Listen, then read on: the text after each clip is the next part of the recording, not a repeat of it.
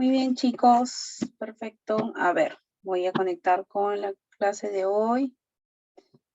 Muy bien. Entonces, la primera parte de la clase es hablar sobre hemostasia, ¿ya? ¿Qué idea les viene a la cabeza cuando hablamos de hemostasia? ¿Qué se les ocurre? ¿Sí, Stuart? Ok, profesora, la hemostasia podría ser algo como un control, un autocontrol de nuestro cuerpo, nuestro organismo, tras saber, no sé, tener una pérdida de sangre, por decirlo así. El cuerpo trata de poder compensarlo y estabilizarlo eh, a través de la contracción de vasos sanguíneos y la coagulación. Ujú, ujú. Muy bien. Ajá, muy bien, claro, muy bien. ¿Alguien más quiere agregar algo? A ver, Janet. Doctora, Bueno, doctora, también puede ser cuando, o sea, cuando uno sufre algún traumatismo o una lesión, ¿no? O también lo que cuando uno puede tener lo que es una pérdida de sangre, ¿no? Entonces, ¿qué hace lo que es la hemostasia, no? Bueno, o sea, tapa todo esa, ¿no? O sea, hace que ya no se produzca dicho, ¿no? Dicho traumatismo, una lesión o cualquier pérdida, ¿no? Sobre todo hace que entren en acción lo que es el fibrinógeno y para que puedan formar lo que es una plaquetario, doctora. Ujú. Sí, Franklin, muy bien, Janet. doctora, buenas noches. La hemostasia mayormente también es el sistema del organismo cuando hay una pérdida de sangre tras una rotura vascular. O sea, ¿qué quiere decir eso? Es el complejo con una multitud que hay reacciones entre enzimas y tejidos. Ujú. Muy bien, chicos. Perfecto, muy bien. Gracias. Entonces, haciendo un switch entre todos los conceptos que nos han dado sus compañeros, hemostasia se refiere a todo aquel conjunto de procesos que se realiza para favorecer la coagulación de la sangre ante algún evento de sangrado o hemorragia. ¿Ya? Y para esto, nosotros tenemos que entender que cuando hay un sangrado, ya sea por una rotura de un vaso, que obviamente por ello hay un sangrado, nuestro cuerpo tiene formas de poder generar un tapón, ¿no? Formas de poder antagonizar este proceso bajo la ayuda de elementos de nuestra coagulación y también bajo la ayuda celular, entre los cuales intervienen las plaquetas, ¿ya? Muy bien. Entonces, el grupo 1 nos va a seguro ampliar, entonces, todos los procesos que involucraría este proceso este concepto de hemostasia. ¿Qué ocurriría ante la presencia de un sangrado o hemorragia en cualquier punto del cuerpo? Desde la piel hasta hasta el nivel de nuestros órganos. A ver, grupo 1. ¿Quién está en grupo 1? Está Andrea, Ángela, Daniela, John, Rosa, Sofía y Tiffany. ¿Sí, Sofía? Ok, doctora. Sobre la pregunta que nos tocó, de acuerdo a las fases, primero tenemos la primaria, que pues ahí inicia a partir del momento que ocurre la lesión de lo que es el vaso sanguíneo. Y como respuesta a esa misma lesión, nos da lo que sería la vasoconstricción, para poder así disminuir el flujo sanguíneo local y también evitar la hemorragia, si se llega a ver una trombosis. Luego de la primaria tenemos la secundaria, que también en el mismo momento que ocurre la primaria se da la coagulación, donde se activa y hace que las proteínas del proceso ejerzan su misma función. Como resultado de eso, en la cascada de coagulación se da la formación de fibrina, que eso tiene como función un refuerzo al tapón plaquetario primario y así se vuelve más estable. Y luego sigue la fibrinólisis, fibrinólisis, que es la última etapa, la tercera, de la hemostasia, y es el proceso de destrucción del tapón plaquetario de manera gradual. Y así se restaura el flujo sanguíneo normal y es mediado por la plasmina. Y la plasmina, pues, que es la proteína proveniente del plasminógeno, y su función vendría a ser degradar la fibrina. Y con respecto a lo último, que si bien recuerdo la pregunta de la última parte fue el rol del espasmo vascular. Bueno, de manera inmediata la producción de la ruptura del vaso es donde se produce una potente contracción de las fibras musculares de eso mismo. Y el resultado es una vasoconstrucción que disminuye el calibre del vaso. Incluso si es pequeño, puede llegar a cerrarse y disminuye también lo que es la pérdida de sangre. Eso sería todo, doctora. Ujú. Ok, Sofía, genial, perfecto, muy buen resumen. Nos has realizado y nos has dibujado totalmente la idea de todos los procesos que se realizan. Y el ejemplo más simple es cuando tú te cortas pues el dedo, ¿no? Cuando te generas un corte a nivel del dedito, entonces estamos viendo un proceso de un pequeño sangrado.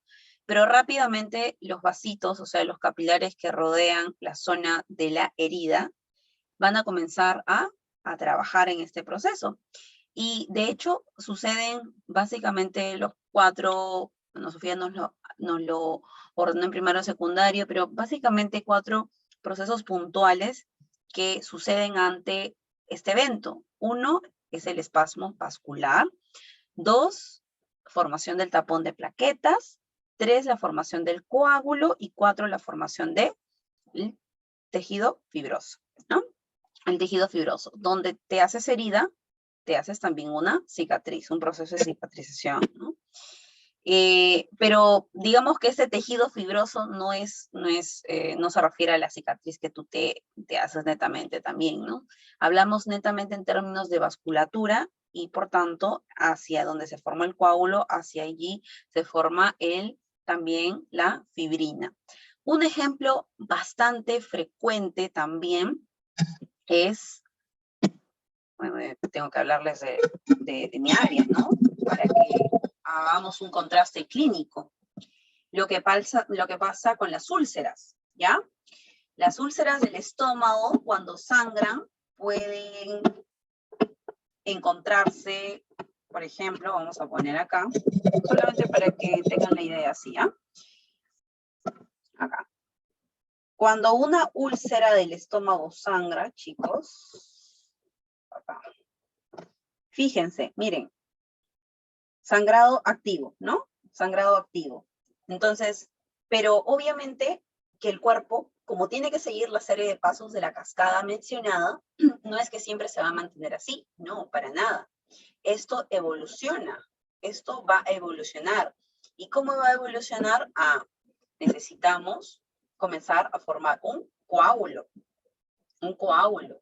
¿Y cómo continúa evolucionando? Necesitamos formar fibrina, tejido de fibrina, a nivel de la herida formada.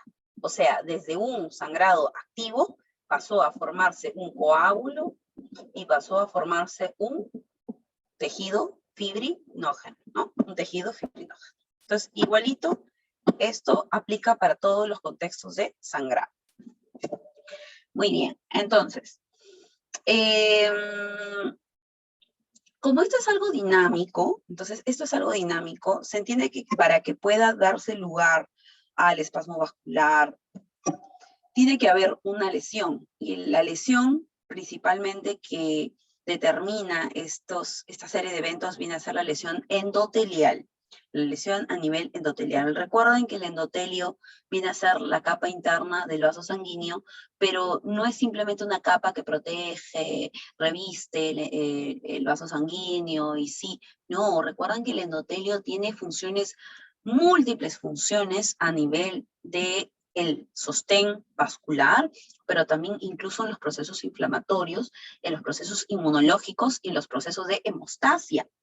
Justamente porque al generarse una lesión del endotelio es allí donde debe atraer plaquetas, para que se forme el tapón y de esa manera dar lugar con las plaquetas ya a la formación del coágulo y lo que ustedes justamente estábamos viendo, el tejido fibrinógeno, y luego obviamente finalizando a esto la destrucción del tejido fibrinógeno o lo que se denomina como fibrinólisis. ¿Ok? Muy bien. ¿Y por qué se da el espasmo vascular? ¿Por qué se da el espasmo vascular? La Entonces, ruptura del vaso sanguíneo. Netamente esto es una reacción propia del vaso frente a el traumatismo que ha recibido, o sea, la rotura. Muy bien. Entonces, es una respuesta autónoma, es una respuesta refleja, ¿ya? Y netamente va a depender de la musculatura propia del vaso sanguíneo, ¿ok? Denominando entonces a un reflejo miógeno, o un espasmo miógeno, ¿ok?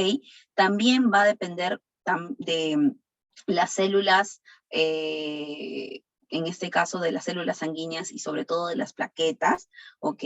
¿Por qué? Porque las plaquetas, ante un proceso de este tipo, lo que van a hacer es también liberar sustancias. ¿Y qué sustancias van a liberar? Sobre todo una súper importante que se denomina el tromboxano A2. Y el tromboxano A2, haciendo recordaris, tú te acuerdas cuando hablábamos del tema vascular y hablamos de los vasoconstrictores y los vasodilatadores.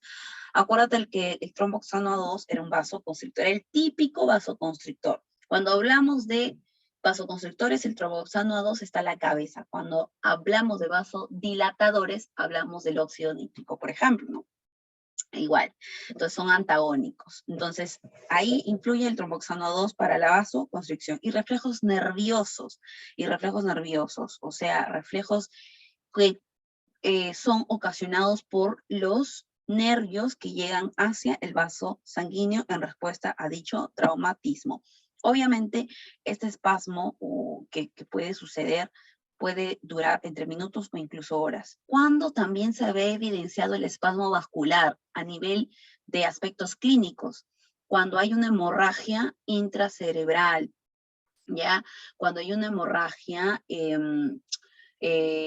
subaracnoidea también, cuando hay una hemorragia subaracnoidea. Cuando hay hemorragias de ese tipo también hay espasmos vasculares y esto es súper importante, ya lo van a llevar cuando lleven neurología y todo esto, pero es importante porque en un paciente que tiene un evento cerebrovascular es importante tener una presión arterial media óptima, ni mucho ni muy bajo, por el tema de los espasmos vasculares. Muy bien. Entonces, ya habiendo realizado el primer proceso de espasmo, sigue la formación del tapón plaquetario. Entonces, basta que haya un espacio, una interrupción, ¿cómo se le denomina? Se me fue el término. Solución de continuidad a nivel del vaso sanguíneo, entonces allí vienen las plaquetitas que están dentro del torrente sanguíneo. Y las plaquetitas, recuerda que vienen a ser células que vienen a ser producidas, ¿sabes? Recuérdate cuando estabas en micro, o bueno, cuando estabas en biología, todavía no llevas micro, creo que le llevas en quinto ciclo, ¿no?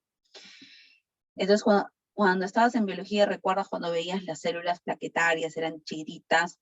Estas vienen a originarse de los megacariocitos. ¿Y de dónde salen los megacariocitos? Salen de la médula ósea. Acuérdate que la médula ósea es la zona, es el centro de producción, de formación de nuestras células sanguíneas.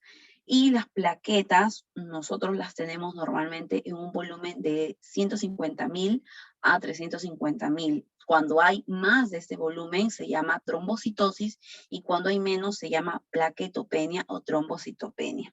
¿Ok? Tienen una forma de degradación, sí. El sistema retículo endotelial, que lo vamos a ver en un ratito, pero el sistema retículo endotelial, en donde interviene el trabajo del vaso con los macrófagos, suelen eliminar a las plaquetas viejas. De hecho, los macrófagos, ¿recuerdas qué son macrófagos? Yo estoy hablando para que me entiendan. ¿Recuerdas que son macrófagos? Son células que forman parte de nuestros glóbulos blancos, ¿no? Macrófagos, en realidad, que derivan de los monocitos, ¿ok? Y que se encargan de ¿Cuál es la principal función de los macrófagos? Fagocitar. Fagocitar. Fagocitar. Y van a fagocitar sea un antígeno, sea una sustancia extraña, o sea una célula vieja, o una célula que ya está enferma, ¿no? O células infectadas, o células viejitas como las plaquetas cuando ya llegan, pasan más allá de su tiempo de vida. Y donde digamos, donde se secuestran estas plaquetitas viejas o estos macrófagos que están fagocitando estas plaquetitas ¿dónde? En el vaso, ¿ya? En el vaso. No te olvides de esto, en el vaso. Por eso es que pacientes que tienen enfermedades crónicas, pacientes, por ejemplo, que tienen VIH, por ejemplo, VIH-Sida, pueden tener esplenomegalia, ojo. Pacientes con enfermedades infecciosas crónicas también, o enfermedades infecciosas como por ejemplo hepatitis B, hepatitis C, podrían tener esplenomegalia justamente por el secuestro de gran cantidad de células infectadas a nivel del vaso, ¿ya? A nivel del vaso. Muy bien. Entonces, ¿cómo es de que la plaqueta entonces se adhiere a este endotelio lesionado? Entonces, la idea es de que al momento que haya esta rotura, perdón, no voy a poner acá. Entonces, lo que tiene que suceder acá es la formación del agregado plaquetario, ¿ya? Lo que va a pasar es que la plaquetita se va a unir al colágeno expuesto. Recuerda que por debajo del endotelio hay una membrana basal. ¿Y qué hay en la membrana basal? Colágeno. Ya, pues entonces la plaqueta tiene que unirse al colágeno y ahí es donde comienzan a liberar el tromboxano A2, que te dije que era partícipe del vasoespasmo, y también adenosina difosfato. La adenosina difosfato, que en sus siglas ADP, ¿ya? Se caracteriza porque va a hacer que vengan más plaquetas, más y más plaquetas de las que ya se están formando y se están uniendo al colágeno. De esta manera comienza a haber un conglomerado de plaquetas formando este agregado plaquetario, ¿ya? Entonces se van a activar unas a otras y de esta manera, comenzará a haber también una activación de otras sustancias. Por ejemplo, en este proceso también se va a formar trombina. Ya vamos a ver en unos momentos cómo es que la trombina, porque recuerda que la trombina, que es parte del proceso de la cascada de coagulación, se forma a partir de la protrombina. Y en este contexto, cuando ya hay un agregado plaquetario, lo que continuaría es la activación plaquetaria para que de esta manera del conglomerado de plaquetas que se están acumulando comience a formarse netamente el trombo plaquetario o el trombo de coagulación. Y para esto necesitamos de la ayuda de los factores de coagulación, ¿ya?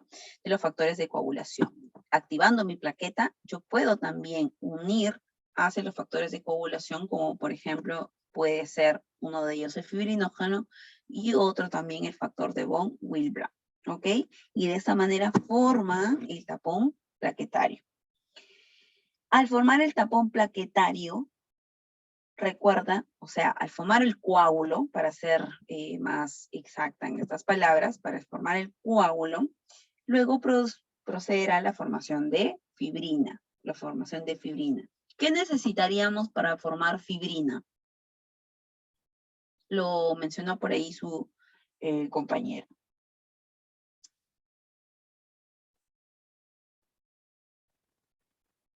No me acuerdo quién participó,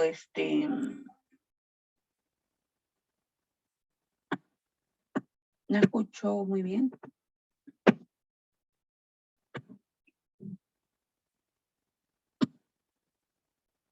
¿Hola?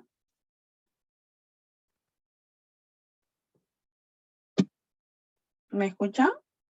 Sí, doctora, sí se la escucha. Ah, ya, perdón, pensé que no se me escuchaba. Ok, les decía entonces que una vez que ya se forma este coágulo, a continuación correspondería la formación de la red de fibrina, ¿ya? Entonces vamos por partes. Muy bien. Entonces, para la formación del coágulo o trombo, cualquiera de las denominaciones es válida. Nosotros, recuerda que para que tú hagas que ese trombo se vuelva un trombo estable, ¿ok? Un trombo estable. ¿Qué quiere decir un trombo estable? Que esté sólido, ¿no? Bien consolidado. Y para eso tú necesitas agregar, de cierta manera, fibrina. Necesitas aportarle tejido conectivo a ese coágulo. Y para eso nosotros vamos a tener 3 tipos de trombos que se podrían formar, ¿ya? Por ejemplo, el trombo blanco, el rojo y también un tercer tipo. El blanco está predominantemente formado por fibrina y plaquetas, ¿ya? Tiene bajo contenido de eritrocitos y esto se suele formar a nivel de la lesión en el vaso sanguíneo, ¿ok? Y habitualmente tú vas a ver ese tipo de trombo en vasos arteriales. El trombo rojo lo vamos a ver habitualmente en vasos sanguíneos donde suele haber éstasis de sangre, o sea, las venas, ¿ya? Las venas. Y principalmente el trombo rojo está formado por fibrina y por eritrocitos, ¿ok? Por eritrocitos. El tercer tipo de trombo va a estar principalmente en vasos muy pequeñitos, o sea, por ejemplo, vasos capilares. ¿Ok? Ok, esto ya no lo vamos a poner en debate porque no lo he considerado para no alargar más la clase. Muy bien, chicos. Entonces, si necesito entonces que la plaqueta tome distintas formas en este proceso de coagulación, quiere decir que la plaqueta debe seguir una serie de pasos para dar lugar a ello, o sea, que pueda adherirse al colágeno a nivel de la matriz subendotelial o de la membrana basal, que se agreguen, que se secreten sustancias y que activen también sustancias procoagulatorias, ¿ya? Entonces, para eso necesitamos tener súper claro que debe haber una transición plaquetaria hacia la zona de lesión, ¿ok? Tiene que haber una adhesión de la plaqueta, en la zona de rotura. Tiene que haber una activación plaquetaria y de esta manera que la plaqueta esté totalmente lista para que pueda adherirse, agregarse una a otra. Y para activar a la plaqueta, ¿qué se necesita? Fíjense acá, necesitamos tener necesitamos tener esta expresión, ¿ok? Adecuada en plaquetas de tanto los receptores de ciertos factores como por ejemplo es el 2B y el 3A, ¿ya? El 3A. Y ¿para qué necesitamos que estos receptores estén activos? Para que el fibrinógeno pueda conectarse a estos receptores. ¿Qué quiere decir? Que cuando comiencen a agregarse las plaquetas una tras otra, el fibrinógeno es un medio de conexión entre una y otra por medio de la expresión de dichos receptores. ¿Te das cuenta? De esta manera puede haber esa cohesión o esa agregación entre plaqueta y plaqueta. No te olvides que esta adhesión que sucedió de la plaqueta hacia la zona de la lesión, también lo hizo realidad por medio del factor de Wong-Willebrand, ¿ya? Muy bien. Entonces, veamos esta imagen, analicemos un poquito esta imagen entonces. Miren acá cómo es de que nosotros tenemos en esta membrana basal esta conexión por medio de fibrinógeno entre plaqueta y plaqueta. ¿Qué quiere decir? Que hay una agregación plaquetaria. ¿Ya? Hay una agregación plaquetaria. Y fíjate cómo es que aquí a nivel del colágeno podemos ver justamente esos receptores, estos receptores no, perdón, sino este factor de Wong-Willebrand que está justamente aunado, adherido al colágeno y por medio de a la plaqueta, ¿ok? A la plaqueta.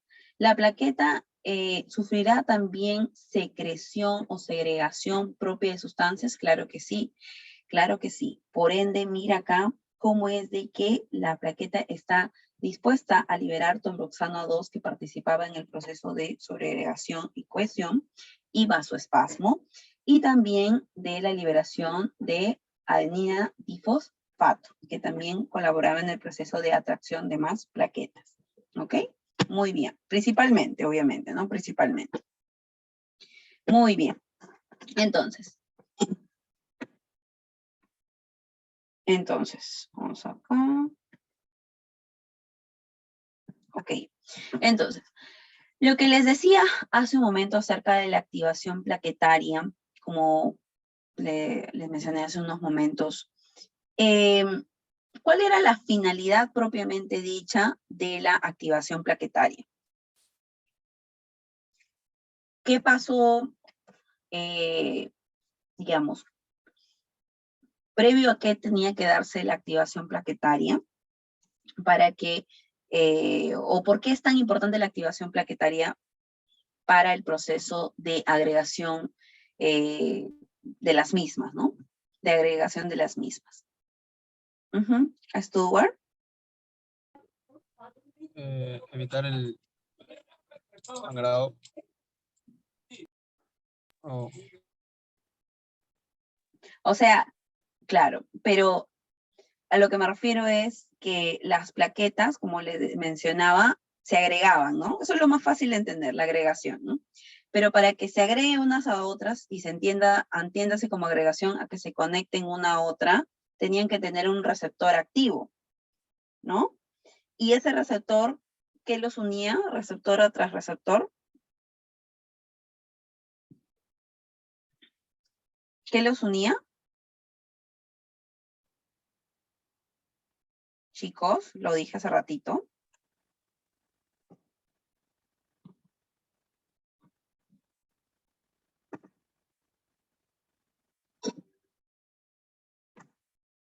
¿Qué los unía a estas glucoproteínas? Fibrinógeno. Fibrinógeno, pues, ¿no? Fibrinógeno, para que estén agregadas, adheridas una con otras, tenían que conectarse por medio de los fibrinógenos, ¿ya? Bueno, entonces, en esta activación plaquetaria, entonces, ¿quiénes intervienen? Intervienen entonces el colágeno, interviene la trombina y interviene la adenosina difosfato. Entonces, el colágeno, bien ya lo entiendes, que mediante la exposición de colágeno en un endotelio lesionado, entonces, oh, hijito, ahí podrías, entonces, se permitía la unión de las plaquetas con este tejido conectivo, ¿ya? Con este tejido conectivo. Y la trombina en este caso también permitían, entonces, quiero encontrar acá la zona, acá. Entonces, esta plaqueta, bueno, que ya lo había mencionado, pero esta plaqueta entonces libera la trombina. ¿Con qué finalidad?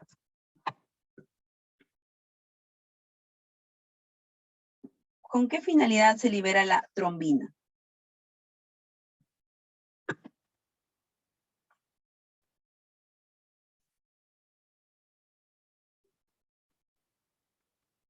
Chicos, es algo sencillo, no es nada del otro mundo. ¿Qué creen que favorecerá la trombina?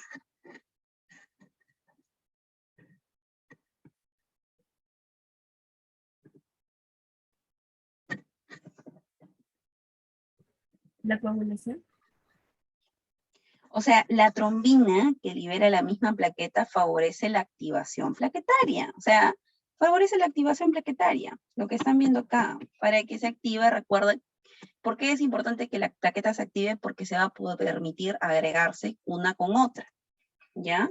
Y obviamente formar el coágulo, ¿no? En términos generales, ¿no? Pero eso es un paso importante para que con otra plaqueta se pueda agregar y así sucesivamente, ¿ya?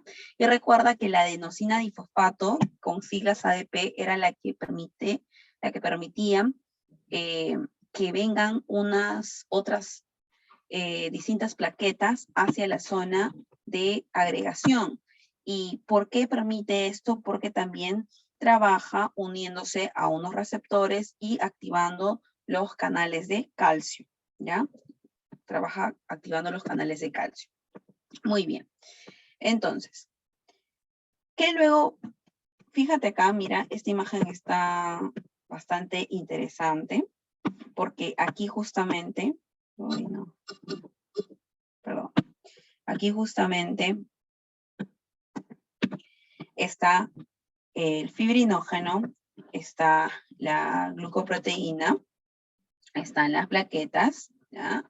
Están las plaquetas, están adheridas las plaquetas a nivel del colágeno, el factor de von Willebrand con la plaqueta, ¿ya? Y fíjate que una con otra también está en unión entre una y otra, ¿ya? Entre una y otra. Muy bien.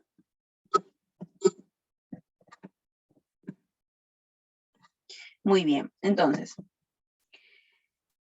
dentro de esta imagen, fíjate que las plaquetas, entonces, se unen por medio de este fibrinógeno. Y algo también importante tener en cuenta es de que el endotelio permitía la unión con otra plaqueta por medio del factor de von Willebrand, ¿ya? Pero puede pasar de que existan ciertas deficiencias. Recuerda de que hay temas a veces hereditarios, como por ejemplo, uno de ellos podría ser la deficiencia del factor de von Willebrand, ¿ya? Existe una enfermedad en la que se caracteriza justamente por esa deficiencia del factor de von Willebrand. Y lamentablemente estas personas, ¿qué sufrirán si hay una deficiencia de este factor?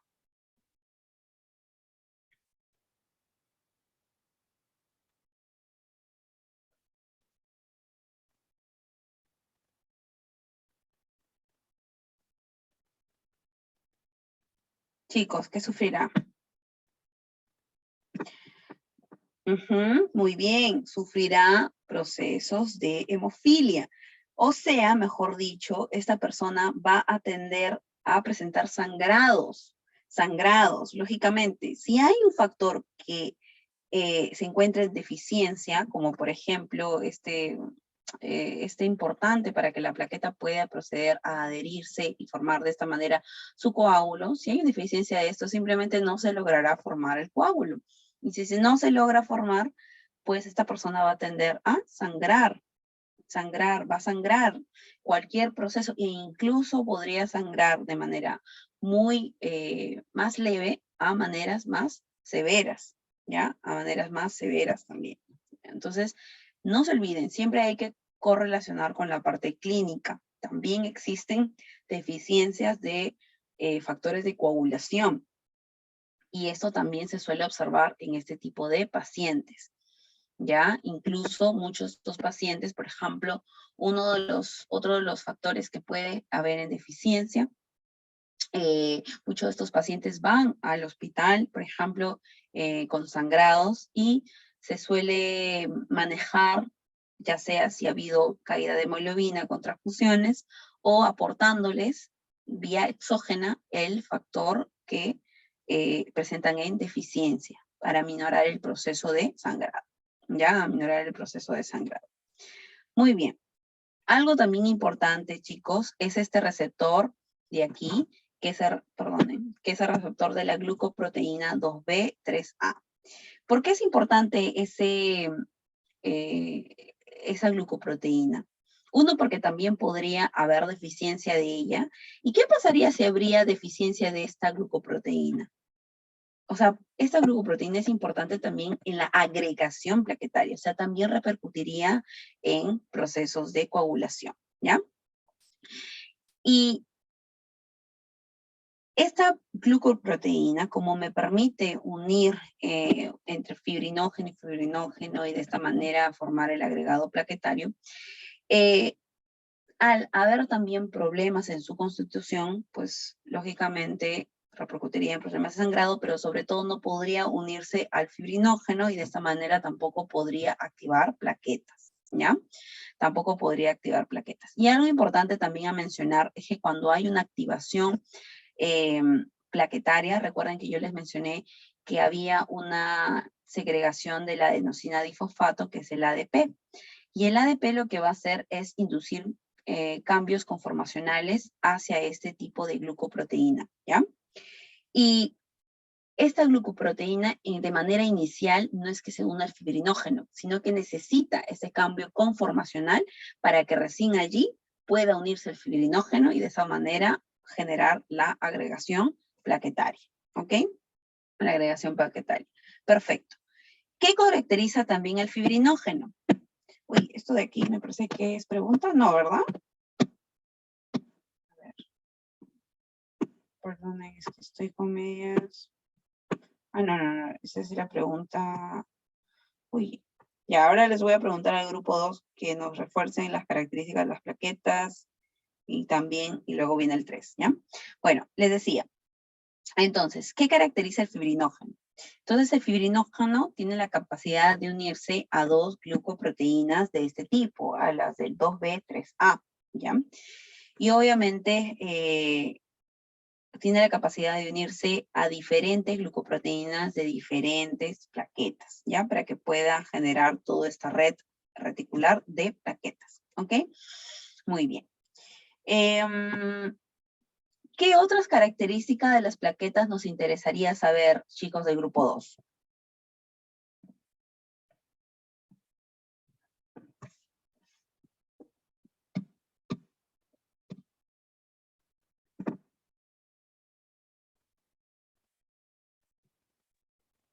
Sí, profesora.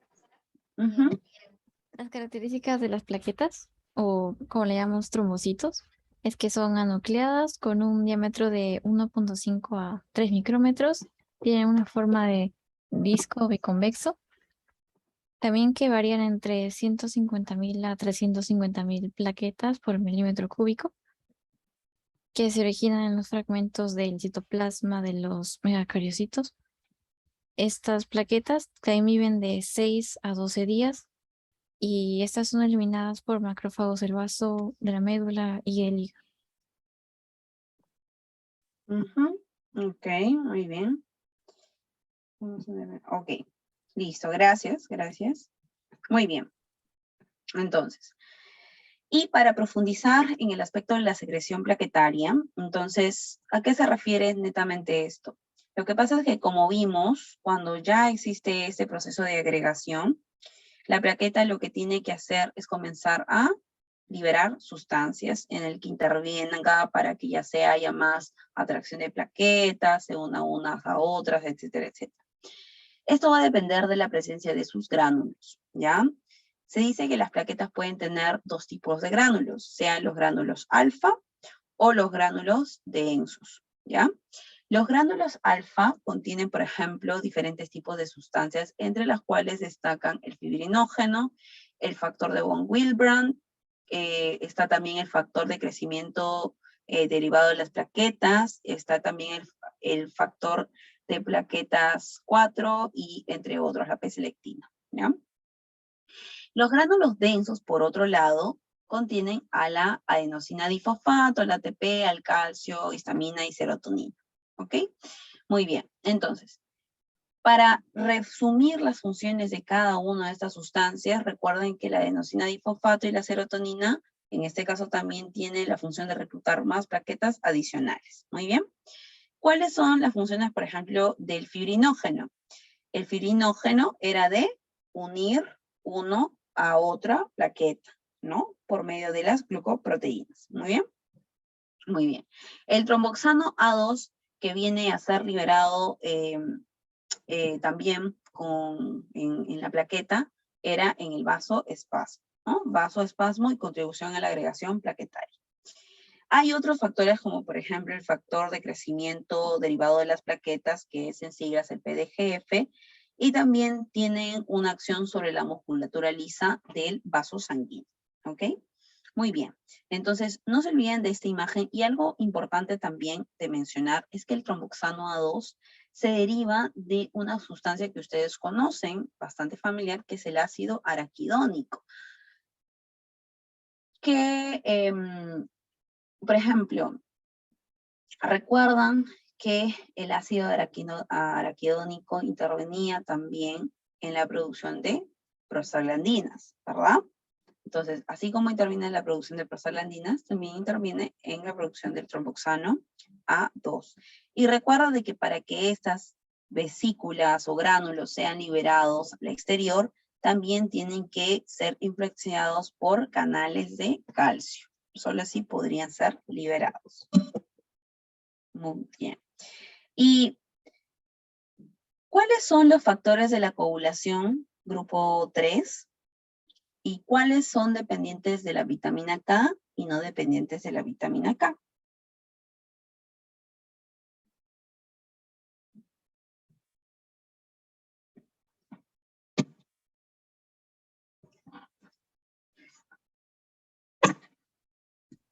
Doctora, son dependientes de la vitamina K, son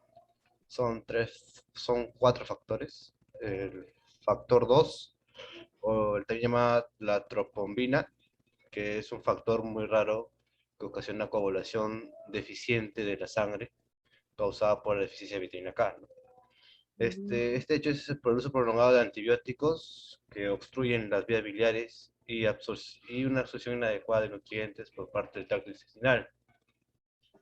El factor número 7 o proconvertina, que es un trastorno en mayor parte hereditario de una de las proteínas de mayor relevancia en la coagulación.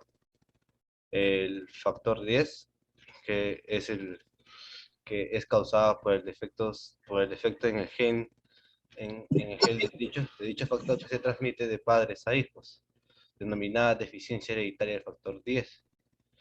Puede ser causada por falta de vitaminas, amiloidosis, enfermedad hepática severa y uso de coagulantes orales.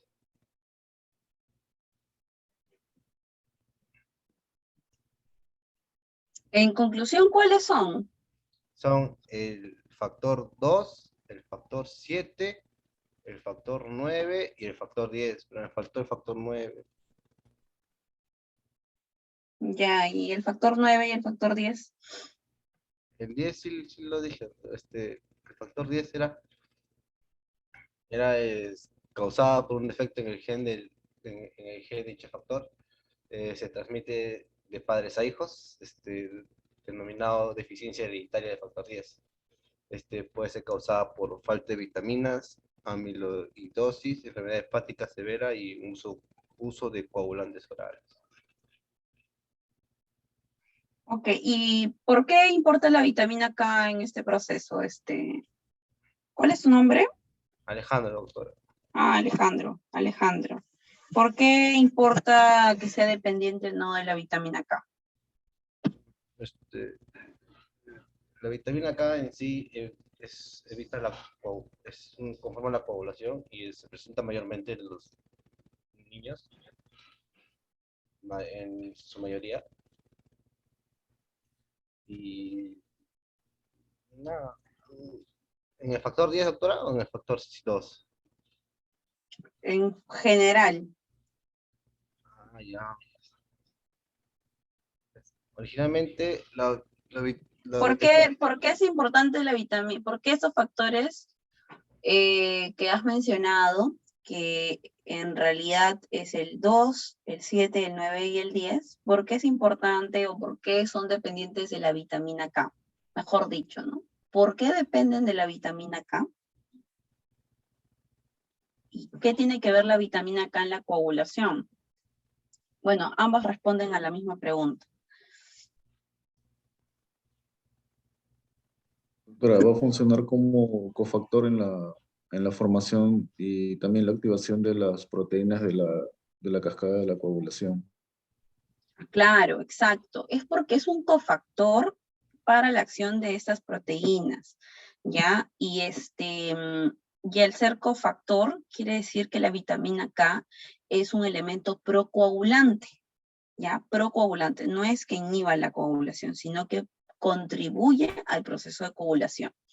Entonces, de hecho, la vitamina K incluso es un es una sustancia que está en forma de medicamento disponible, ¿ya? Vitamina K exógena, y que en procesos en los cuales hay una deficiencia de factores entre las cuales puede estar incluida la protrombina, se puede dar vitamina K para que contribuya a mejorar o corregir los procesos de coagulación.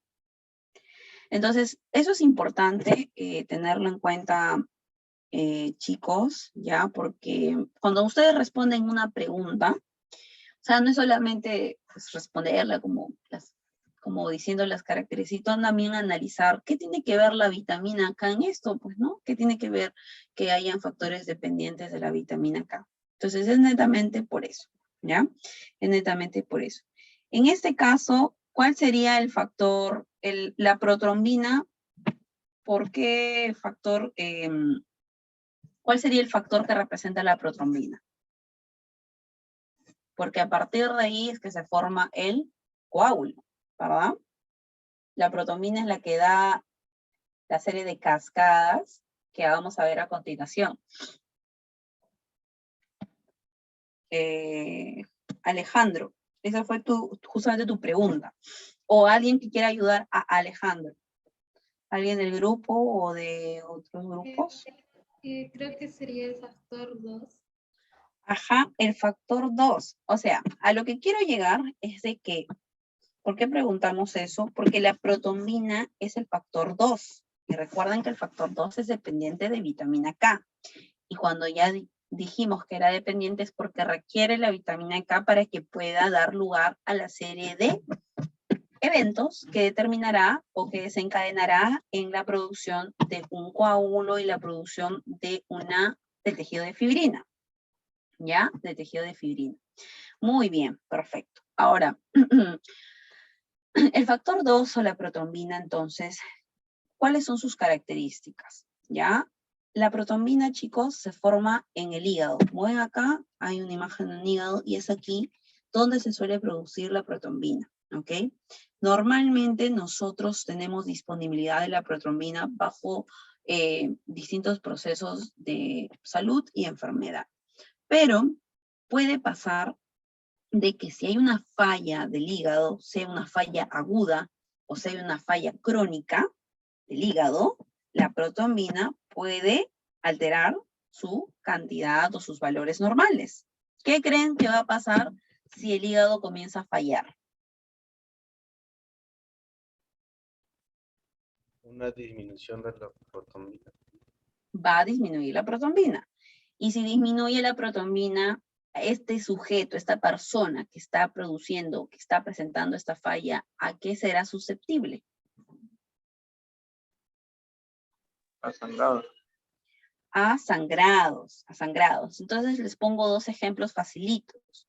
El paciente que tiene una falla hepática aguda, ¿ya? Una falla hepática aguda en el que tiene alteraciones de la coagulación, ¿ok? Alteraciones de la coagulación. Y esto se corrobora pidiéndole simplemente un perfil de la coagulación y va a estar totalmente alterado. Y un paciente que tiene una cirrosis hepática, como ustedes ya saben que es una enfermedad hepática crónica, en la que hay una serie de cambios propios de esta falla hepática crónica, pero que entre una de ellas, perdón chicos, un segundo, me están que llaman acá un ratito, perdón.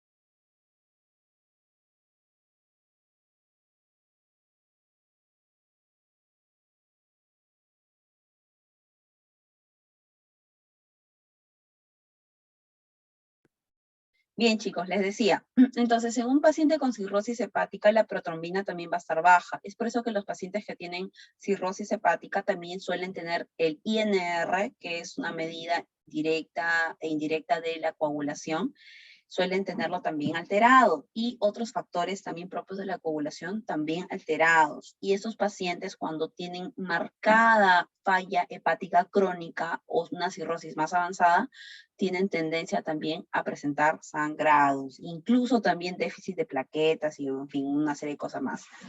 Entonces, por eso es importante tener en cuenta la función prioritaria del hígado en este contexto de la coagulación y la importancia sobre la vitamina K. Muy bien, esta cascada, chicos, es una regla fundamental entenderla, la que están viendo en su pantalla, en el que vemos de que la protrombina, o sea, el factor 2 de la coagulación, sufre un cambio a trombina por medio de la activación, un factor activador de la protrombina, en el que también interviene cantidades importantes de calcio para lograr justamente esta conversión, ¿ya? ¿Por qué me interesa que se formó trombina? ¿Cuál es la importancia de la trombina? Lo preguntamos hace unas diapositivas. Porque va a permitir, o mejor dicho, dará paso a que el fibrinógeno convierta o polimerice su molécula en fibrina, en fibras de fibrina. Recuerda que la fibrina es tejido cicatrizal. ¿Viste la úlcera gástrica con un lecho blanco? Eso es fibrina. Eso es fibrina, ¿ya? Eso es fibrina y eso es un tejido en proceso de cicatrización. Muy bien. Y esas fibras de fibrina que se han formado, ¿ok? Inicialmente en monómeros, deben convertirse en fibras netamente, propiamente dichas, polimerizadas por medio de la ayuda del calcio. Y a partir de esa fibrina, recuerda de que necesitamos estabilizar a la fibrina. Entonces va a actuar sobre ella un factor estabilizador de la fibrina para activarla. Y de esa manera, tú no solo vas a tener unas cuantas fibras sueltas de fibrina, sino tú vas a tener un tejido compacto, un tejido entrecruzado, compacto, sólido de fibrina, ¿ok? Mejor dicho, formación de fibrina estable, ¿ya? Fibrina estable. Muy bien, entonces, claramente, entonces chicos, este proceso se vuelve súper importante en el proceso de la coagulación y para que se forme el tejido cicatrizal. Solamente para agregarles algunos datos importantes respecto a esta cascada, que el fibrinógeno entre el que va a actuar la trombina viene a ser producido también en el hígado. Entonces, cualquier enfermedad hepática, como les dije, cirrosis hepática o una falla hepática aguda también hará que este disminuya, y por tanto también se altera el proceso de la cascada de coagulación, ¿ya? ¿Qué más? Algo también importante era, era sobre el factor estabilizador de la fibrina, ¿ya? El factor estabilizador de la fibrina, que eso se vuelve relevante porque las fibras de fibrina, como les dije, no van a formar, no simplemente deben formar, digamos, fibrina y ya, no, tiene que seguir tiene que seguir un tejido compacto, un retículo de fibras de fibrina para que dé lugar a un coágulo sólido. Solo así el coágulo puede tener una capacidad de tapón sobre un proceso de hemorragia. Y solo así podría cumplir su función hemostática. De lo contrario, sin la acción correcta de este factor activador, de este factor activador de la fibrina, no podría darse lugar a este proceso. ¿Ok? Muy bien, chicos. Voy a ir con la segunda parte que interviene aquí en la fisiología del sistema inmunológico, ¿ya? Aquí ya no les he pedido, no, sí, esto sí lo hemos puesto en las preguntas, me parece. Vamos a ver. Así. A ver. Grupo 4, por favor. A ver, grupo 4, para que nos describa cuáles son las características de la inmunidad innata y de la inmunidad adaptativa. Ya vamos a hablar netamente del sistema inmunológico, de las células que intervienen en el proceso inmunológico y cuáles son los sistemas de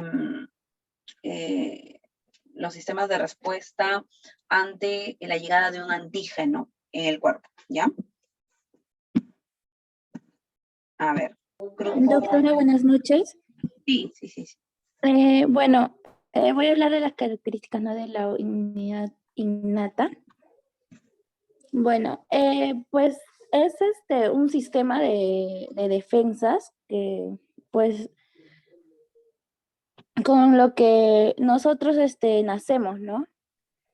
Y que va a proteger contra todo tipo, contra todos los antígenos.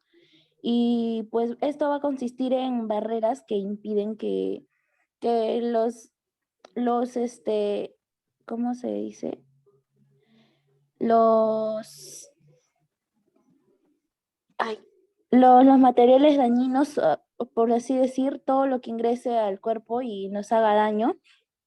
Y eso es lo que va a impedir, ¿no? Y pues esas barreras van a formar la primera línea de las defensas en la respuesta inmunitaria.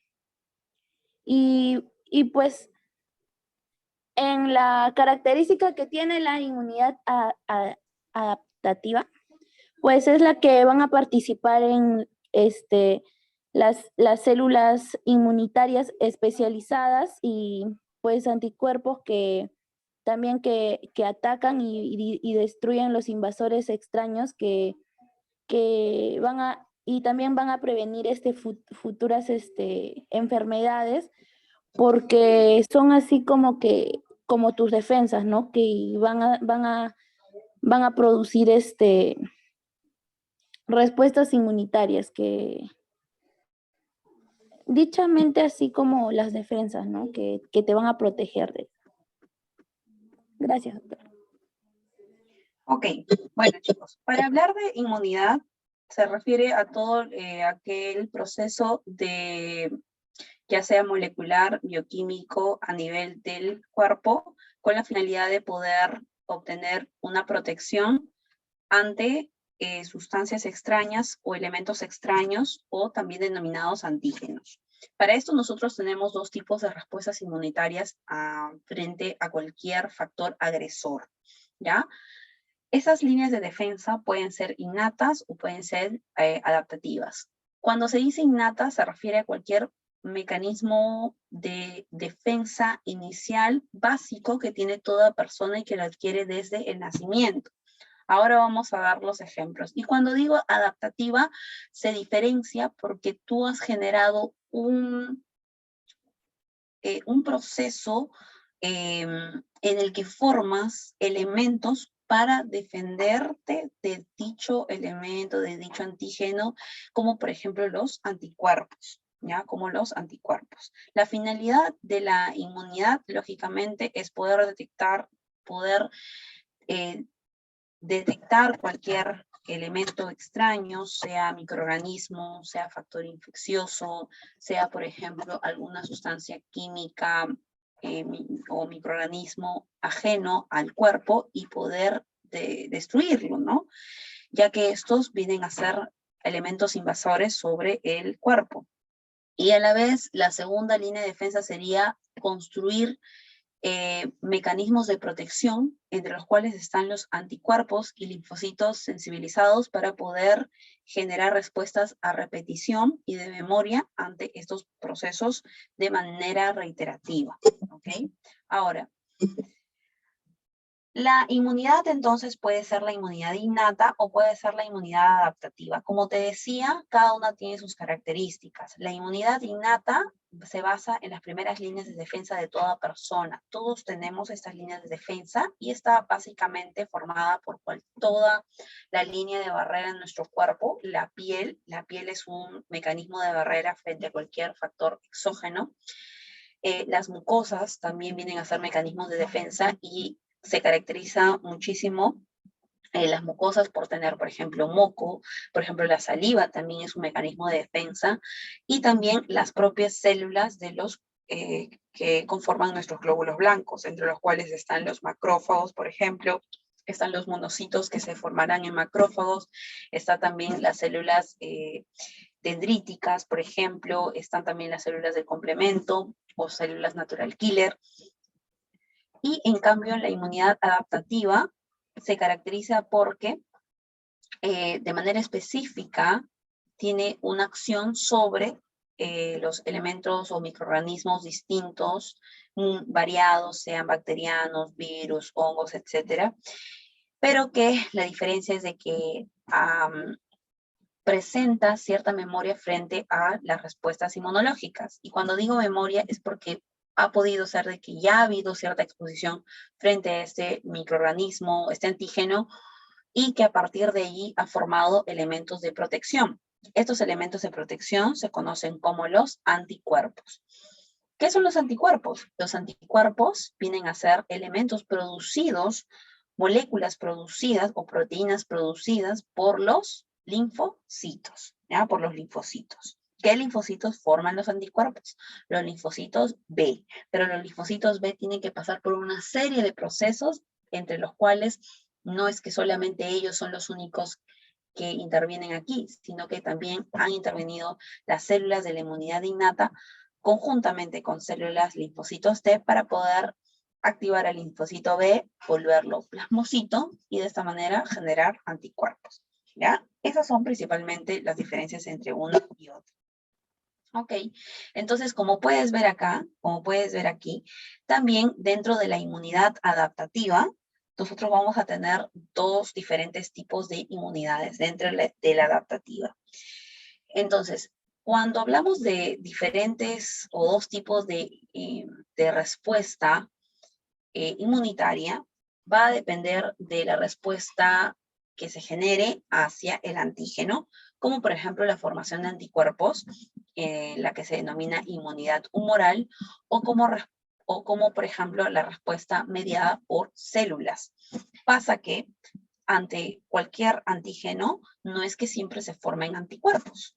Puede ser de que se activen células capaces de poder degradar, deglutir o fagocitar o aniquilar, para que unas con la palabra, a dichos antígenos y de esa manera luego ser eliminados del cuerpo. Por ejemplo, el virus del VIH tiene la capacidad de activar esta inmunidad adaptativa mediada por células con la finalidad de activar linfocitos, en este caso citotóxicos. ¿Y cuáles son las características de estos linfocitos? Los linfocitos citotóxicos tienen la capacidad de poder detectar la presencia de virus, que son microorganismos ajenos a nuestro cuerpo, de esta manera poder ingresarlos a su célula y eliminarlos. Por ejemplo, como vemos en la imagen, tiene la capacidad, es más, estas células se les denomina las células citotóxicas o las células natural killer. ¿Por qué son killer? Porque pueden aniquilar a estos virus o aquellas células infectadas por este virus, típico, por ejemplo, de infección por VIH. Y otro tipo de accionar de la inmunidad celular es bajo la acción del linfocito T helper. El linfocito T helper, ¿ya? Que suele ser muy característico aquí, los linfocitos T CD4, también tienen la capacidad de activar a los macrófagos y de esa manera, activando macrófagos, podrá estos poder fagocitar a cualquier elemento ajeno, sea un microorganismo, bacteria, virus, etc. ¿Ya? Por otro lado, en la inmunidad humoral, como puedes ver, netamente va a ser responsable de estos el linfocito B para formar anticuerpos, ¿ya? Y el anticuerpo, ¿cuál es la característica principal? Que al tener anticuerpos, tú vas a poder detectar de esta manera al antígeno por el que se creó este anticuerpo y de esa manera también eliminar estos elementos. Las vacunas están hechas de anticuerpos. Las vacunas del COVID-19,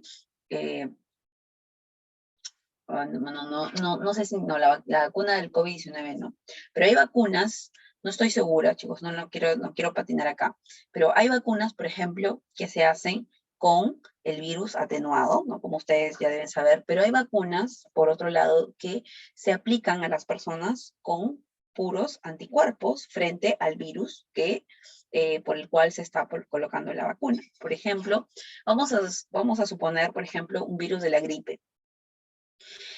Y supongamos nada más que la vacuna de X, ¿ya?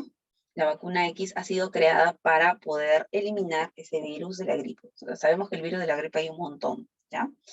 Entonces, es distinto que te coloquen el virus atenuado de dicho proceso a que te coloquen, por ejemplo, los anticuerpos frente a dicho virus. Y si te inoculan esos anticuerpos, lo que va a pasar es de que en caso tú logres exponerte a ese virus, esos anticuerpos van a rápidamente responder, van a rápidamente localizar ese antígeno y degradarlo, eliminarlo. De esa manera no se daría el proceso infeccioso. Y si es que se da de una manera muy leve, ¿ya? Muy bueno. Muy bien. Entonces, chicos, ¿cuáles son las células del sistema inmunitario en general? Bueno, entonces, tanto del sistema innato, tanto del sistema adaptativo, las células que conforman todo este plan inmunitario van a depender de los glóbulos blancos, ¿ya? De los glóbulos blancos. Y cuando hablamos de los glóbulos blancos, en primer lugar tenemos que hablar de los neutrófilos, ¿ya? De los neutrófilos. Y así también de los monocitos y de los eosinófilos y de los basófilos, ¿ya? Todos estos vienen a ser glóbulos blancos. Los linfocitos también entran en este capítulo de glóbulos blancos, entre los cuales tenemos los linfocitos T y los linfocitos B. Y otras células importantes en este proceso también están las plaquetas y los eritrocitos.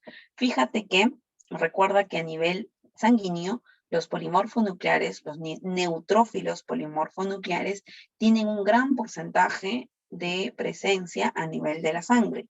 Mientras que, por ejemplo, los basófilos, los monocitos, se encuentran en muy baja proporción, así como luego los linfocitos también, ¿ya? Y recuerda que si por A o B existe un aumento celular de alguno de estos glóbulos blancos, puede ser que nos encontremos en algún proceso, sea infeccioso o incluso en algún proceso infeccioso crónico o en un evento traumático o incluso en alguna neoplasia. Muy bien. Entonces, los glóbulos blancos, chicos, ya creo que ustedes deben saber esto bastante bien, se forman a nivel de la médula ósea, ¿ya? A nivel de la médula ósea. Y recuerdan de que a nivel de la médula ósea hay una célula madre, que es la célula hematopoietica, que a partir de aquí, de esta célula, van a derivar las 3 líneas celulares más importantes para poder dar lugar a la producción necesaria y suficiente de estas distintas células. Recuerden entonces que esta célula hematopoietica va a dar lugar a una célula progenitora y que de esa manera luego formará o dará lugar a las diferentes líneas celulares, entre las cuales están los glóbulos blancos de su totalidad, plaquetas y eritrocitos, ¿ya? ¿De quién depende que esta célula progenitora trabaje de manera adecuada? De la médula ósea. Por eso, cuando hay problemas como una anemia aplásica, en el que hay una falla en el trabajo de la médula ósea, entonces puede ser que las líneas celulares disminuyan en sangre, tanto glóbulos blancos, tanto glóbulos rojos y tanto plaquetas. Recuerden que eso tiene un nombre.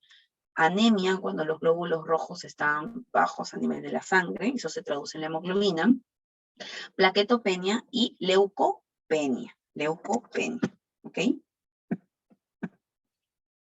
Muy bien, ¿y cómo es el proceso que atraviesan los leucocitos cuando hay algún proceso o cuando hay algún ingreso de un antígeno? Vamos a escuchar al grupo 5. Sí, doctora, a mí me tocó la pregunta de el rol de los leucocitos en un proceso inflamatorio. Sí, en un proceso inflamatorio se inicia cuando el leucocito que viaja por el torrente sanguíneo se adhiere al endotelio, ¿no? A través moléculas que el endotelio va a producir, ¿no? Y luego el leucocito va a migrar a las células endoteliales y va a llegar al foco inflamatorio, ¿no? Donde va a producir la destrucción tisular, ¿no? Y también se va a deshacer de los desechos y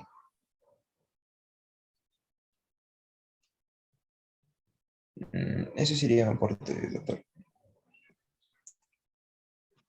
A ver, la idea era que expliquen esto, chicos. No entendí muy bien. ¿Alguien del grupo sabe cómo explicar esto de aquí? Este proceso de los leucocitos frente a la entrada de algún antígeno. Bueno, a ver. Entonces, chicos, hay que enfocarnos en la pregunta, ¿ya?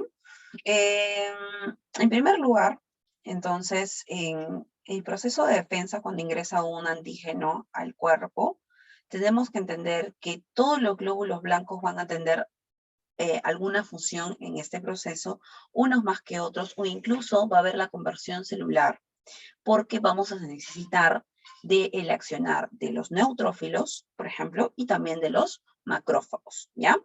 De los neutrófilos, ¿en qué sentido necesitaremos pues, su accionar? Porque de cierta manera los neutrófilos es la primera célula que se suele aumentar en valor en la sangre cuando hay un proceso inflamatorio infeccioso.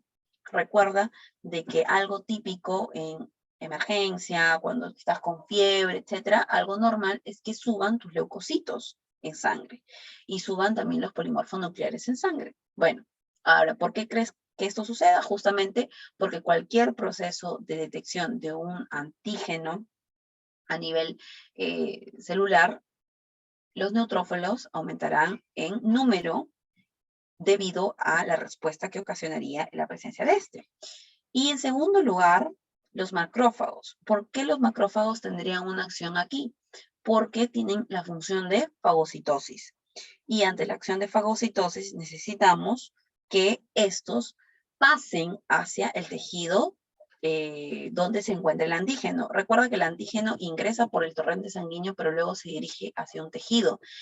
Y para que el macrófago salga del torrente sanguíneo, tiene que haber una transformación celular. Recuerda que el macrófago no es que esté a nivel del torrente sanguíneo como tal. Recuerda de que inicialmente fue un monocito y a partir de aquí se derivó, cambió, se transformó a macrófago y pudo salir hacia el tejido intersticial, ¿ya? Muy bien. Entonces, los neutrófilos, chicos, entonces ante un proceso de inflamación o la presencia de algún antígeno o sustancia extraña, el neutrófilo es el primero que va a reaccionar ante ello. Entonces, lo que va a pasar es que va a haber cambios a nivel del endotelio, ¿ok? Va a haber cambios a nivel del endotelio por este proceso inflamatorio. Recuerda de que algo muy característico es el aumento de la permeabilidad endotelial. Y cuando aumenta la permeabilidad endotelial, esto permite que las células puedan difundirse o dirigirse hacia el tejido inflamado, ¿ya? Cuando los neutrófilos empiezan a dirigirse al tejido inflamado, comienzan a liberar sustancias que se denominan citoquinas, entre las cuales estas sustancias o citoquinas se caracterizan por ser proinflamatorias. ¿Y qué es lo que van a hacer? Van a quimioatraer. ¿Qué es quimioatracción? La quimiotaxis o la atracción celular se refiere a aquel proceso en la que mediante el uso de citoquinas más polimorfonucleares pueden acercarse a la zona de inflamación. ¿Ok? Muy bien. Entonces, hablando de neutrófilos, entonces fíjate acá en esta imagen, mira cómo los neutrófilos y también los monocitos, antes de que se vuelvan macrófagos, pueden atravesar las membranas endoteliales y de esta manera dirigirse al tejido infectado o la zona de injuria, de inflamación, para poder ejercer el proceso antiinflamatorio. ¿Ya? Muy bien. Entonces, eso es por la parte de los neutrófilos. Por la parte de los macrófagos, recuerda de que los monocitos fueron las sustancias o las células circulantes a nivel del torrente sanguíneo y de esta manera estas células se dirigirán a los macrófagos para transformarse en esto, se dirigirán como macrófagos a los tejidos para poder coadyuvar en el proceso de inmunidad innata y adaptativa, ¿ya? Nosotros tenemos diferentes tipos de macrófagos en todo el cuerpo. Tenemos, por ejemplo, los macrófagos propiamente dichos. Tenemos también, o cada órgano tiene sus propios macrófagos. Por ejemplo, a nivel del hígado, los macrófagos se denominan las células de Kupffer. Por ejemplo, a nivel de los pulmones se denominan macrófagos alveolares. A nivel del cerebro se denominan las células microgliares. ¿Ok? Entonces, esta célula, este monocito, fue formado a partir de la célula hematopoyética, se dirigió hacia el torrente sanguíneo y pasó a diferenciarse en el tejido en macrófago, y sea si es un tejido de cerebro, de hígado, etcétera, etcétera, a tomar la forma específica de cada órgano, ¿ya? La forma específica de cada órgano. Y de acuerdo a esa transformación que sufrió de la célula hematopoyética, todo dependía de la adecuada funcionalidad de la médula ósea. Muy bien. Entonces, cuando esto sucede, entonces, chicos, les mencionaba de que los neutrófilos tenían que atravesar la membrana endotelial para dirigirse al tejido inflamado y de esta manera, mediante la liberación de estas citoquinas, generar la quimiotaxis, ¿no? Generar la quimiotaxis. Muy bien. Ese proceso, lógicamente, va a ir de la mano con un trabajo en conjunto del endotelio, así mismo con los neutrófilos. Fíjate, por ejemplo, en esta imagen, cómo es de que los neutrófilos pueden adherirse, ¿ok? Adherirse hacia el tejido mediante unos receptores que son los ICAM1, y mediante sus propias integrinas pueden adherirse de esta manera y comenzar, pues, el proceso de quimioatracción. Fija acá. Mira acá. Entonces, esta imagen me gusta más porque esto es el vaso sanguíneo, eso representa el torrente sanguíneo. Fíjate cómo se unen los polimorfonucleares hacia el endotelio del vaso sanguíneo. Mira acá, mira mediante sus integrinas, ¿ok? Pero que una vez que son liberadas las quimioquinas, estas van a pasar a ser dirigidas hacia el tejido inflamado, ¿ya? Hacia el tejido inflamado. Algo importante también es que en este proceso de liberación de las quimioquinas, ¿quién es el que libera estas sustancias? Lo liberan los macrófagos. Entonces, para hacer una integridad de todo lo que una integración de lo que estamos hablando, cuando hay un elemento extraño, un antígeno, las células macrófagas, los macrófagos van a ser los primeros que van a detectar la presencia de este elemento extraño. Y si te das cuenta, en el momento que el macrófago ya está ingiriéndose estos microorganismos o estos antígenos extraños, ahí es donde van a comenzar a liberar las quimioquinas, y es allí donde estos polimorfonucleares comenzarán a ser atraídos hacia la superficie tisular, ¿ya? Hacia la superficie tisular. Muy bien. Entonces, no te olvides que yo ya he mencionado en un inicio la importancia del sistema retículo endotelial. Entonces, el sistema retículo endotelial involucra la presencia del trabajo celular, entre los cuales está el monocito y los macrófagos. Recuerda que el monocito es aquella célula que se denomina así en sangre, y el macrófago es en tejidos, pero también conjuntamente con la acción de la médula ósea, el vaso y los ganglios linfáticos. Recuerda que el sistema retículo endotelial tiene una función importantísima en retener todas aquellas células que han generado un proceso de fagocitosis o que se han visto incluso infectadas, con la finalidad de que no sigan, o sea, que sirva como un filtro. Es por eso que, nuevamente, cuando hay un proceso de infección importante, puede haber esplenomegalia por este sentido. No cualquier infección, obviamente, va a devenir en una esplenomegalia, o sea, un aumento del tamaño del vaso, ¿ya? Muy bien. Los basófilos, ¿en qué aportan en este proceso de inflamación? Realmente los basófilos se encuentran en porcentajes bastante bajos. Menos de 1% de los leucocitos vienen a ser basófilos. En realidad, digamos, la parte importante es de que actúan como unos granulocitos, tienen gránulos o pigmentos básicos en su interior y median ciertas células como por ejemplo los mastocitos.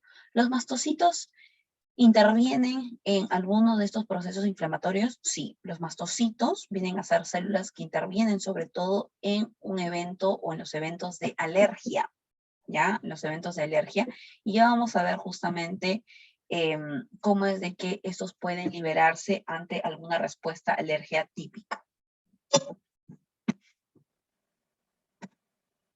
Muy bien, ¿y los eosinófilos? Bueno, chicos, los eosinófilos son glóbulos blancos que también vienen a estar en una concentración a menos del 5% de los leucocitos y importan porque estas células se van a ver aumentadas en número cuando hay procesos parasitarios, por ejemplo, o cuando hay procesos alérgicos también.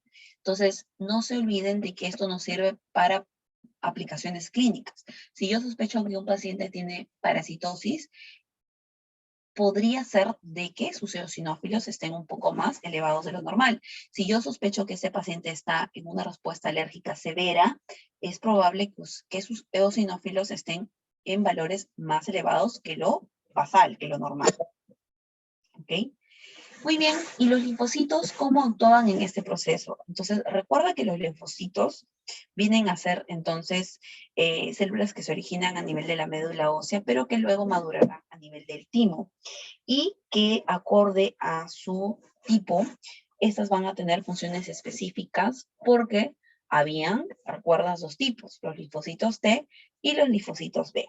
Y los linfocitos T podían trabajar, podían tener cierta inmunidad celular sobre los antígenos, ¿recuerdas? Mediante la estimulación de los macrófagos o mediante, en el caso de los linfocitos CD4, o mediante los linfocitos CD8, que son los natural killer, ¿no? Los natural killer. Muy bien. Entonces, mira acá esta imagen que está mucho más fácil de comprender para que veas específicamente cuáles son las clases de linfocitos y cuáles son sus funciones propiamente dichas. Por ejemplo, tenemos a los linfocitos B, que como bien sabes y hemos repetido, su principal función es detectar o usar las proteínas del antígeno de la sustancia extraña para poder formar anticuerpos. Primero transformándose a célula plasmática y luego produciendo anticuerpos contra dicho antígeno. ¿Ok? Los linfocitos T helper, recuerda, están los linfocitos T helper CD4, los cuales van a producir su inmunidad mediante la detección, mediante la estimulación, perdón, de los macrófagos para que puedan fagocitar estos elementos extraños, estos microorganismos, y de esta manera, estimulándolos, yo voy a tener, por tanto, activación de los macrófagos y así también voy a poder contribuir liberando citoquinas. En la liberación de citoquinas, los linfocitos T helper también ayudan justamente para que este macrófago pueda tener mayor función y mayor presencialidad. Los linfocitos T, los citotóxicos, en este caso, o que también pueden ser los linfocitos CD8, tienen la función exclusiva de poder degradar o eliminar aquellas células infectadas por estos microorganismos o también a aquellos macrófagos infectados por dicho microorganismo. ¿Ok? Eliminan a las células infectadas. Muy bien, y hay también una serie de linfocitos que se denominan los linfocitos T reguladores, que básicamente su función va a ser suprimir la acción de otros linfocitos. ¿Ya? Muy bien. Ok. La última parte, chicos, de este tema es hablar sobre el complejo principal de histocompatibilidad. ¿Por qué importa el complejo principal de histocompatibilidad? Para poder entender cuáles son las diferentes reacciones inmunológicas que pueden suceder en nuestro cuerpo con las células ya descritas, necesitamos entender que nosotros presentamos unas moléculas a nivel de nuestras células, ¿ok? que se denomina el complejo principal de histocompatibilidad, que sus siglas son la MHC, ¿ya? Entonces, estas proteínas son importantes porque de cierta manera van a producir lo que van a generar, van a hacer la serie de procesos para poder producir justamente, para poder dar lugar a las conexiones celulares entre antígeno y entre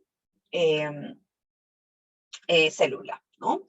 De esta manera, mediante estas proteínas, yo puedo detectar ese antígeno, puedo interpretar dicha presencia, digamos, exógena, y de esa manera generar procesos de inmunidad frente a la presencia de este antígeno. ¿Ok? Muy bien.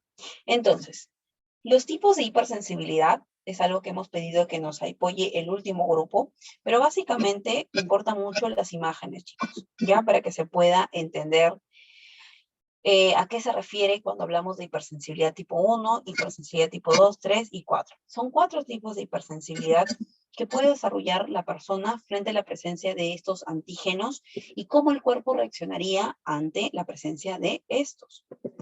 Vamos a pedir entonces al grupo 6 para que nos pueda describir la presencia de estos virus, por favor, de estas hipersensibilidades. Buenas noches, doctora.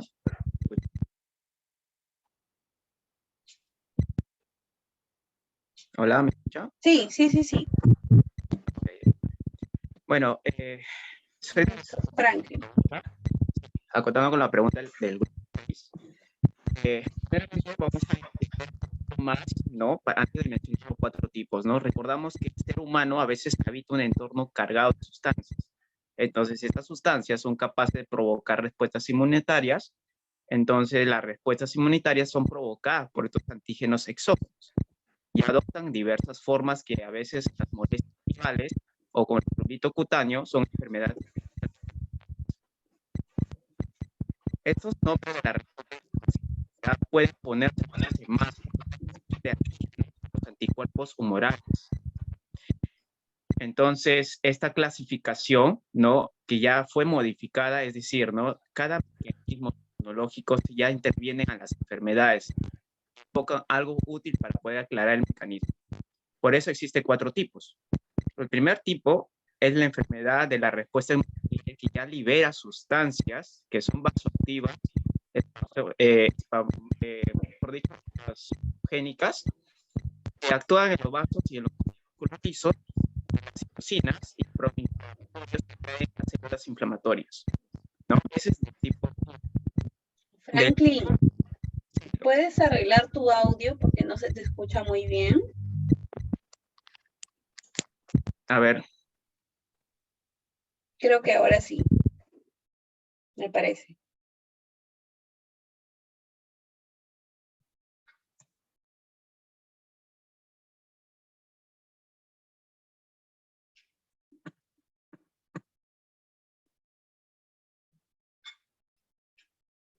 ¿Me escucha?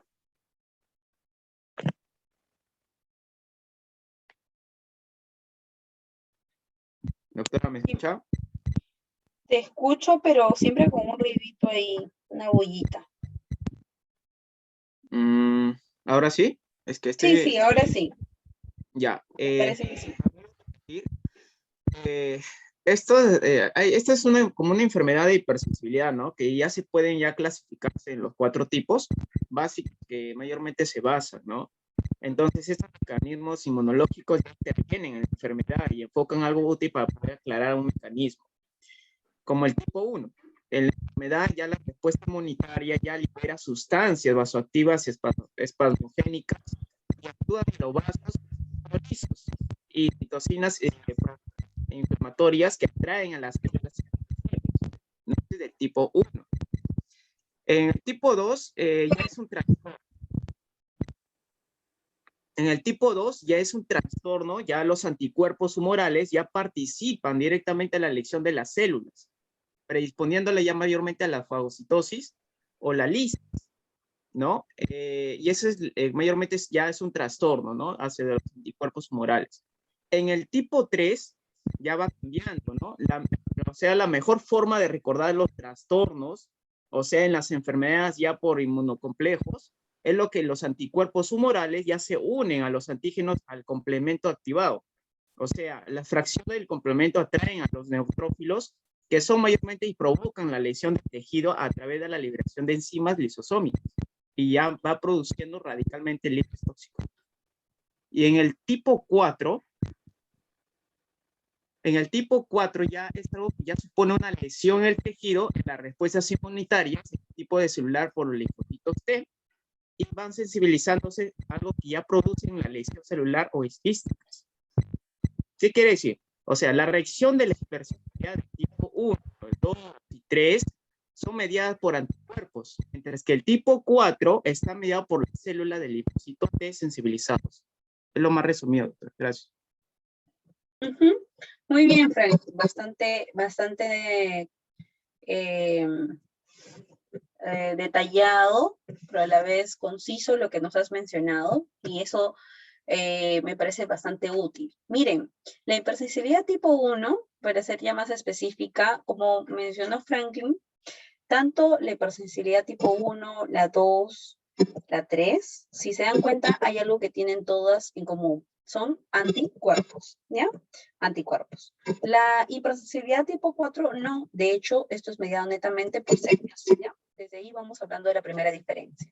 La hipersensibilidad tipo 1 va a ser lo que puede suceder ante la presencia de un alergeno en una reacción alérgica, ¿ya? Por ejemplo, en una crisis asmática, por ejemplo, en una... Uy, se nos está acabando el tiempo.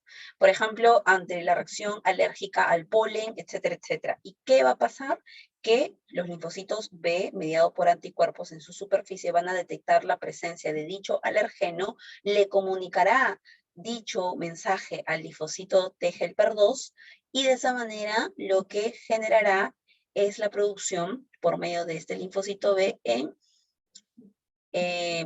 convirtiéndose en célula plasmática a anticuerpos de tipo inmunoglobulina E. Por eso cuando hay una reacción alérgica, la inmunoglobulina E es algo que suele dispararse, aumenta muchísimo, ¿ok? De esa manera, los mastocitos, que son células que median los procesos alérgicos, sobre su superficie se encuentran receptores de inmunoglobulina E, los cuales finalmente van a unirse a esos receptores para dar lugar a una activación mastocitaria. ¿Qué quiere decir la activación mastocitaria? Que se van a liberar sustancias que van a generar toda una cascada de respuesta frente a un alergeno.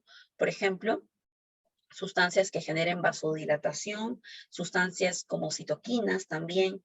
Y en este proceso, ¿por qué crees que cuando hay una persona está con un angiodema, con una persona hace un rash cutáneo, hay una serie de cambios, ¿no? Alergia a nivel de la piel, esa persona se pone roja, le puede dar mucho calor, un rash, o también comienza a tener incluso alguna respuesta a nivel de cuando es algo más severo, a nivel de la respiración, de la glotis.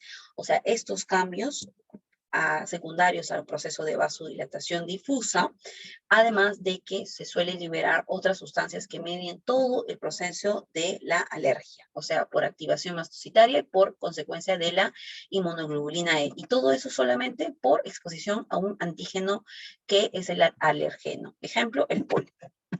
Pueden ser los mariscos, pueden ser la alergia a algún medicamento también, ¿ya? La hipersensibilidad tipo 2 es fácil de entender porque si te das cuenta, esto es mediado por la inmunoglobulina G, en el que se observa que hay la activación de una célula que tiene efecto citotóxico. ¿Qué quiere decir efecto citotóxico? Que esta célula es una célula capaz de poder degradar aquella célula diana. Célula diana es aquella célula que yo tengo el objetivo por, ya sea eliminarla, ya sea simplemente aniquilarla en esos términos de citotoxicidad, o ya sea simplemente pasar por un proceso de eliminación difusa.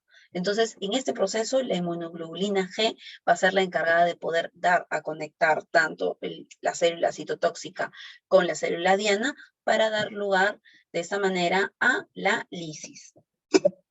La hipersensibilidad tipo 3, chicos, ya es un tipo de respuesta inmunitaria que también es mediada por anticuerpos, pero que la diferencia es que van a depender de las sustancias del complemento, Y al tener dependencia de esas sustancias de complemento, lo que va a pasar es que van a ser capaces de, por ejemplo, usar a los anticuerpos también para generar procesos a nivel del vaso sanguíneo, como por ejemplo aumentar la permeabilidad vascular o también incluso generar alguna agregación plaquetaria, como pueden ver en la imagen. Y la hipersensibilidad tipo 4, ¿a qué se refiere? Esta hipersensibilidad ya va a ser mediada netamente por células, y va a pasar que las células bajo este proceso van a detectar el antígeno, la presencia de un elemento extraño a nivel del tejido subcutáneo. La célula encargada de esto va a ser la célula de Helper 1, ¿ok? Va a reconocer este antígeno, va a liberar citoquinas frente a este proceso, y esas citoquinas van a tener una acción sobre el endotelio vascular. ¿Y cuál va a ser esa acción? Que los monocitos que estaban a nivel de la circulación sean liberados, se conviertan en macrófagos, y de esta manera estos fagocitos, estos macrófagos puedan empezar la función de fagocitosis también, pero que también se produzcan células plasmáticas en consecuencia de la presencia de este antígeno, ¿ya? Y esta hipersensibilidad, a diferencia de las otras, por ejemplo, la hipersensibilidad tipo 1 es se caracteriza por ser una respuesta rápida frente al alergeno. Por eso es que tú ves que cuando hay una alergia es rápidamente reproducible. En minutos, nada más una persona puede desarrollar una reacción alérgica, incluso severa. Pero la hipersensibilidad tipo 4, que depende de células, puede darse lugar en horas, incluso hasta en días, incluso hasta varios días después de ponerse en contacto con el antígeno responsable, ¿ya? Muy bien, chicos. Hasta acá es la clase del día de hoy. Hemos terminado esta clase. Es una clase que hay que leerla bastante, chicos, para poder entender, como un cuentito, poder entender la función tanto de las células inmunitarias como de las células de las plaquetas y de la hemostasia. Revísenlo bien, revisen bien la función de la protombina, revisen bien la función de la trombina. No olviden que la protombina es el factor 2, y también conocer los otros nombres de los otros factores también es importante. La función del hígado, la vitamina K, no se olviden de eso explicado, porque eso es bastante preguntado en, por ejemplo, estos exámenes, o bueno, en fin, igual, para que lo sepan, porque eso lo van a ver de acá en toda su vida de estudiante, ¿ya? Bien, chicos, creo que han estado bastante callados. Bueno, son clases que a veces no podemos participar mucho porque realmente sí tienen que leer para que puedan participar.